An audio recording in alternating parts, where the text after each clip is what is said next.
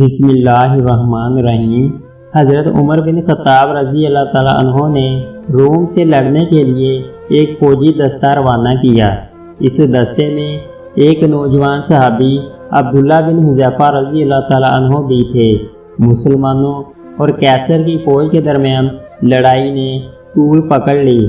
کیسر مسلمانوں کی بہادر اور ثابت قدمی پر حیران ہوا اور حکم دیا کہ مسلمانوں کا کوئی جنگی قیدی ہو تو حاضر کیا جائے۔ عبداللہ بن حذیفہ کو حاضر کیا گیا، جن کے ہاتھوں اور پاؤں میں ہتھکڑیاں تھیں۔ کیسر نے ان سے بات چیت شروع کی تو ان کی ذہانت سے حیران رہ گئے۔ دونوں کے درمیان یہ مکالمہ ہوا، کیسر نصرانیت قبول کر لے تمہیں رہا کر دوں گا۔ عبداللہ نہیں۔ کیسر نصرانیت قبول کر لے آدھی سلطنت تمہیں دے دوں گا۔ عبداللہ نہیں۔ کیسر نصرانیت قبول کر لے آدھی سلطنت دوں گا اور تمہیں حکمرانی میں شریک کروں گا۔ عبداللہ نہیں۔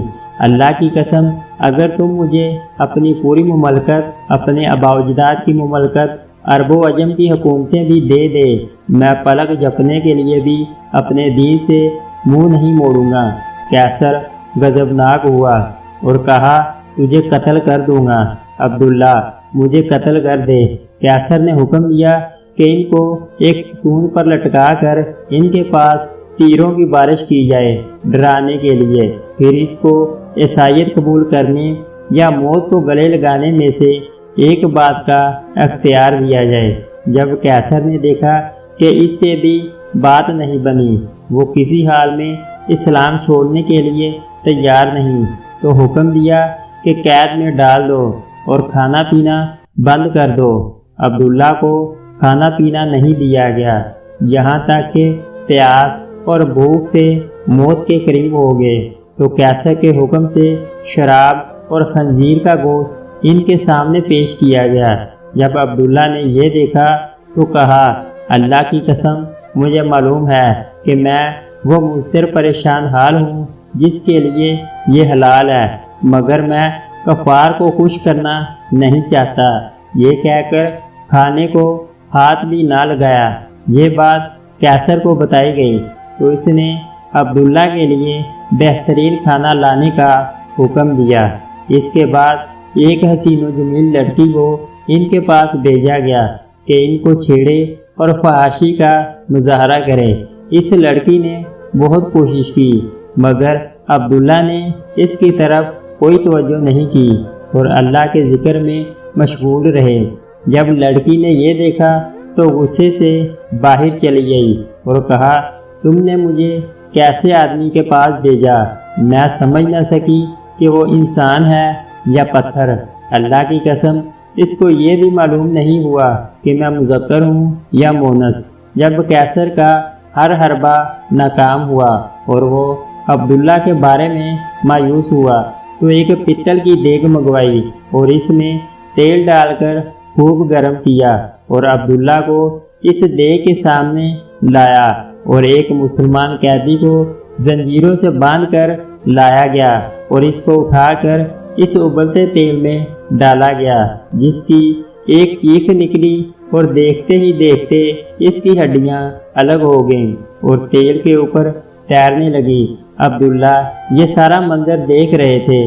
اب ایک بار پھر کیسر عبداللہ کی طرف متوجہ ہوا اور نصرانیت قبول کرنے اور اسلام چھوڑنے کی پیشکش کر دی، مگر عبداللہ نے انکار کر دیا۔ کیسر غصے سے پاگل ہونے لگا اور حکم دیا کہ یہ دیگ میں موجود تیل اٹھا کر عبداللہ کے سر پر ڈال دیا جائے۔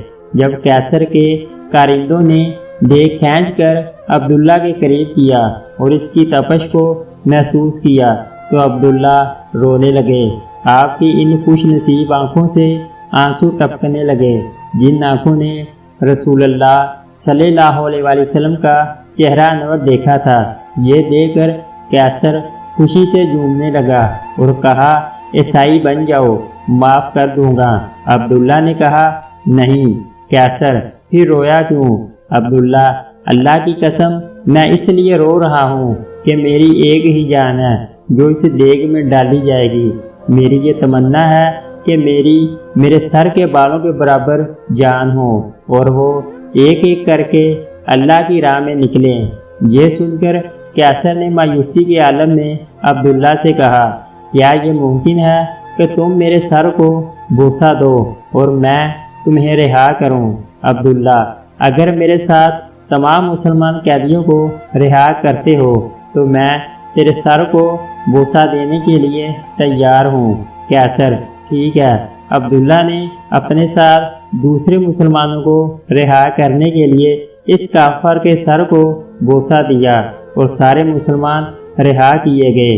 جب وہ واپس عمر بن خطاب کے پاس پہنچ گئے اور آپ کو واقعہ بتا دیا گیا تو عمر نے کہا، عبداللہ بن حذیفہ کے سر کو بوسہ دینا ہر مسلمان پر ان کا حق ہے، اور خود اٹھے اور عبداللہ کے سر کو بوسہ دیا۔ کیسی سیرت تھی صحابہ کی، کیسی قربانیاں تھی ان کی۔ کیا یہ اپنے بچوں کو پڑھانا چاہیے؟ بلکہ یہی اصل ہیرو ہیں زندگیوں کے، اور آج کل ہمارے پاس اپنی اولادوں کو اسلام کے ہیروؤں کے بارے میں بتانے کا وقت نہیں ہے۔ ہماری اولادیں یہ تو جانتی ہیں کہ سپر مین، آئرن مین، بیٹ مین یہ ہیرو ہیں جو ایک خیالی ہیں، اور اصل ہیرو کون اور کیسے ہوتے ہیں یہ ہی نہیں علم۔